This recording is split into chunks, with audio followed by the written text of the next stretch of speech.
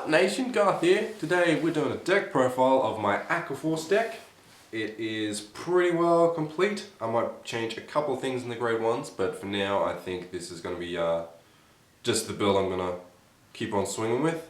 Just going to go through the deck as it is all displayed very nicely right here. Of course we're running full Maelstrom, 11k body, great card. When it's 4th or higher attack on limit break, if he hits, he can counterblast 1 and then draw a card and retire one of your opponent's cards, so it's very good. I run 2 Storm Rider Diamantes. Riding him is bad, but if he's the first attack of the turn, you can swap rearguard column with him, and he gets +2, so he's an 11k swinger. This is the most important thing about him, is that he swings for 11. If he didn't swing for 11, I probably wouldn't be too fussed, but the fact that he swings for 11 means he hits pretty much everything, and if he doesn't hit everything, then there's no point. This is why I'm only running 2 Basil, unlike most who are running like 3 or 4. I don't believe Basil to be that relevant at the moment, and will continue to not be too relevant. Because it can only swing for 10, and it has to attack the Vanguard, it's just going to be a blank attack, whereas Diamantes will more than likely be not so much of a blank. If I find myself not drawing into a Storm Rider enough, I would bump up Diamantes before I bump up Basil. That's just my personal preference. At the moment, running 2 Key Anchor David. He's the Sagramore clone. He's very good to have behind Diamantes to hit cross rides, to hit 11Ks just in general. You can hit Tom's number, for example, or any annoying 8k in the rear guard. And on a standalone column with Theo behind him, he hits 21. You don't really use Counterblast that much for this in this deck. You use 1 for Eric, 1 for Maelstrom if you're lucky. So you've got space to use this guy.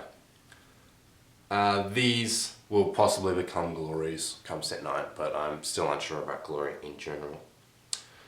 Now for grade 2s, we're on 4 T-Knight Lazarus, 10k, you want to ride him, and he's good to have behind a Storm Rider or in front of a Theo to hit 18, so that's very good. Valeria, when she's the 4th or higher attack, and she hits the Vanguard, you get to retire one of their rearguards, your choice as well, so she's very good.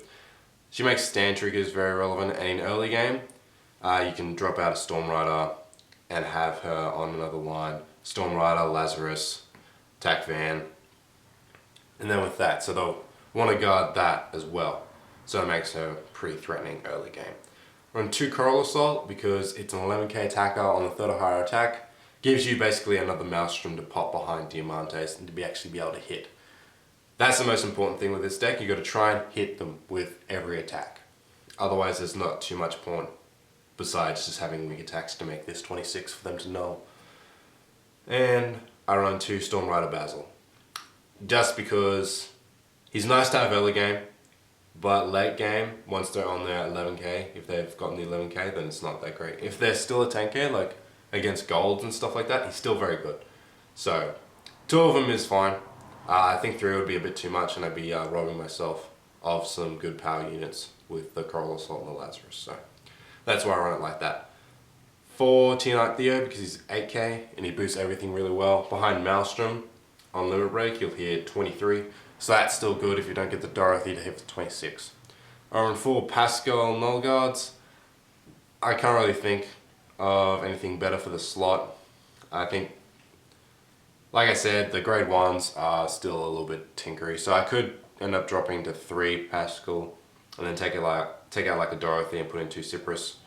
Just depends on how cluttered my hands get, I suppose. I'm running 3 Reliable Strategic Commander. She's a self-damaging unit. I find that a lot of people will try and keep you off of 4 so they don't have to worry about guarding Maelstrom until they have the resources to do so.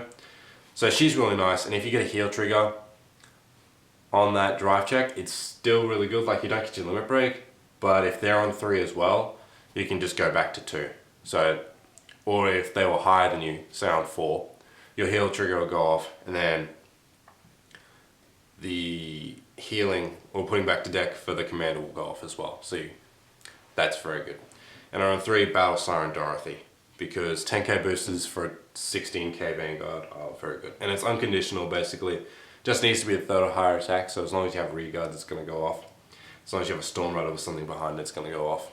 And for the trigger lineup, I run 8 stand, 4 draw, 4 heal, which is pretty standard for Maelstrom.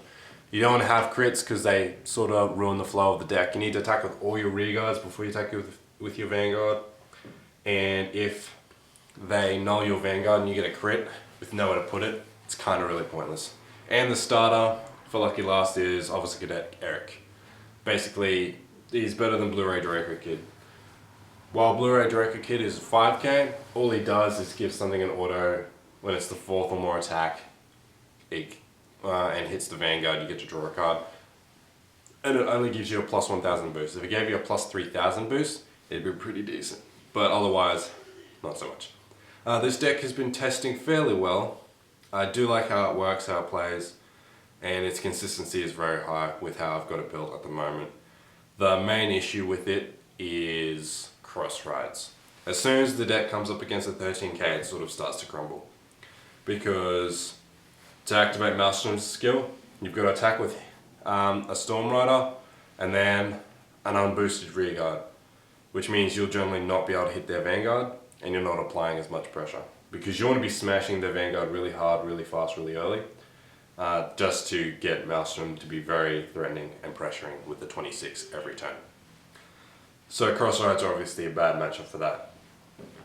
I do believe that Glory could be a very viable option, as he is also an 11k rear guard, and if they push you to 5 and they have, say, like 5 or 6 cards in the hand, they're holding the null for your Maelstrom. All you have to do is drop Glory and attack for 28, and they have to use the zeros and they don't have enough, so you can win off of that.